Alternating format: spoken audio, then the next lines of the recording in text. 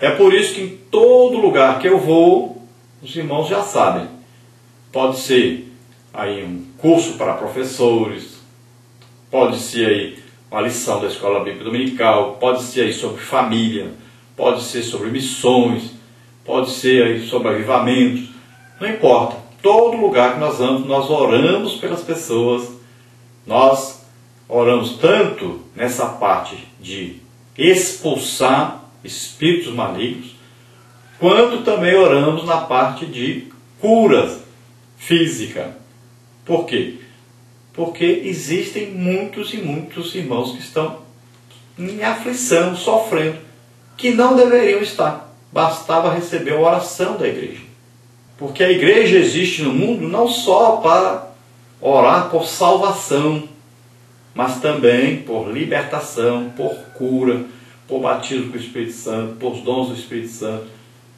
A igreja deve ter todo tipo de oração presente aí. E muitas doenças que o crente tem, de angústia e de depressão, por falta de quê? É por falta de oração. Tem pessoas que têm problemas e vão lá em alguém, para quê? Para essa pessoa colocá-lo sentado ou deitado no lugar e dizer para ele tudo o que ele sente. Por que o crente não diz isso para Jesus? Por que não diz para Deus? Então a oração é importantíssima. E os médicos sabem disso e eles dizem isso. Que os crentes adoecem muito menos do que os descrentes. Por quê? Porque eles sempre estão ali diante de Deus, confessando os seus pecados, pedindo perdão. Eles estão sempre ali conversando com Deus, dizendo todos os seus problemas, as suas angústias, tudo ele diz para Deus. Então isso aí traz saúde, traz um bem-estar espiritual, material, bem-estar físico também. Então é importante fazer isso. Orar é importante, todo crente deve orar, sempre.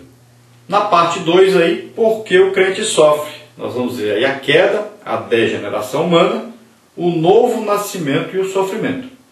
Então primeiro aí a queda. Então o sofrimento é algo comum a todos os homens, sejam ímpios, sejam justos. Uma razão para a existência do mal é a queda humana. Deus fez um mundo perfeito, Gênesis 1:31.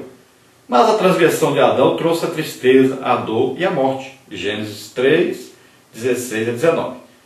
Romanos 5:12. Por isso todos estão igualmente sujeitos ao sofrimento, Romanos 2:12, 8:22. Então o que ocorreu aí? Deus fez o homem perfeito.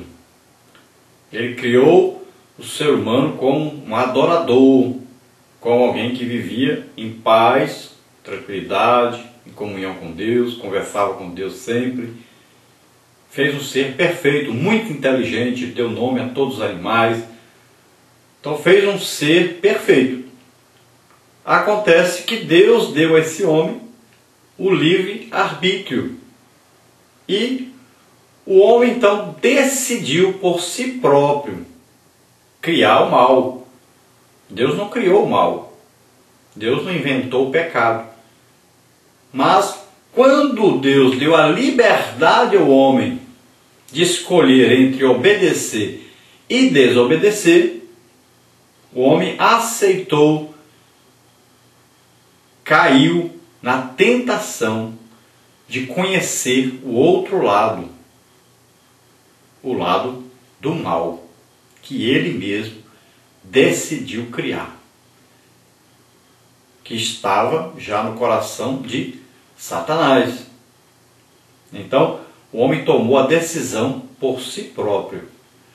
Mas acontece que todos os homens são descendentes do primeiro homem que desobedeceu a Deus e pecou. Nesse primeiro homem foi introduzida, vamos dizer assim, uma árvore chamada pecado. E essa árvore produz frutos, produz pecados.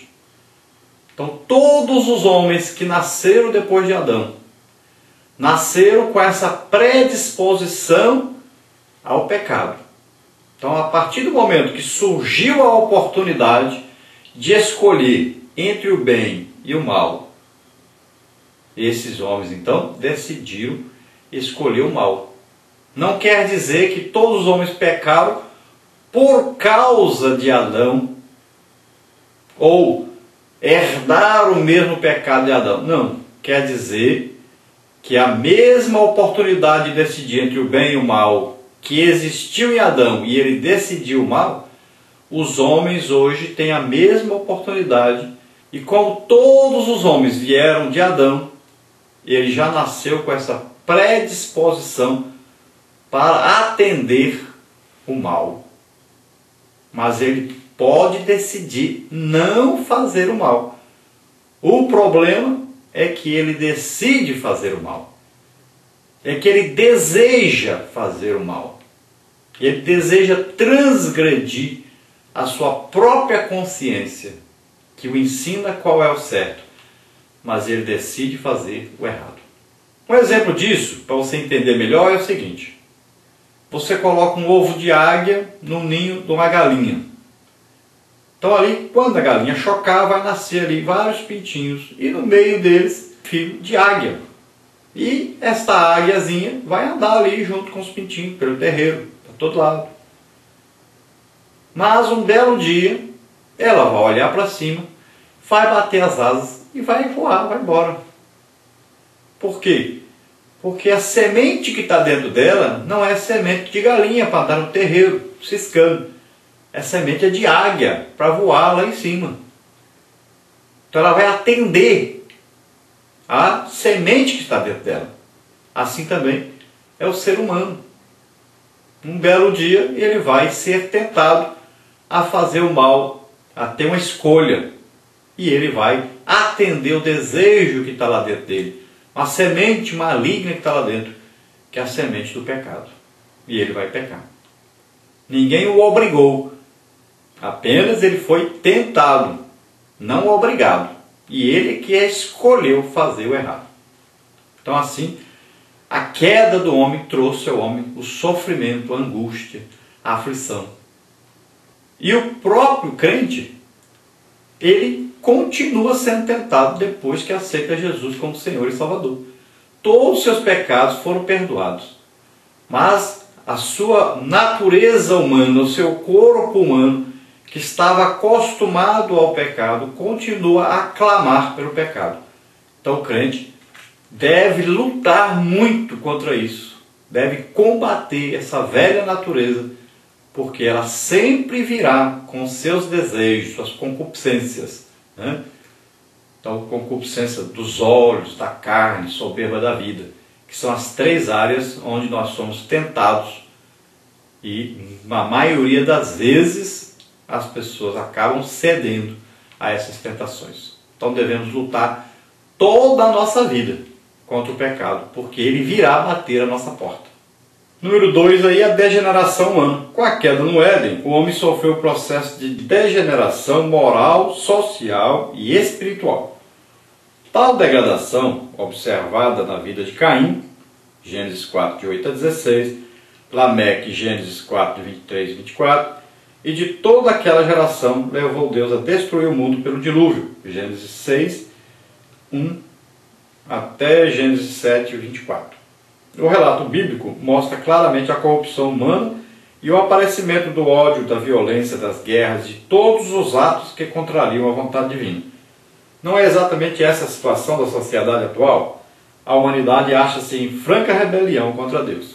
Então a degeneração da raça humana ocorreu com a entrada do pecado em todos os setores, tanto no setor aí social, como no setor espiritual, como no moral.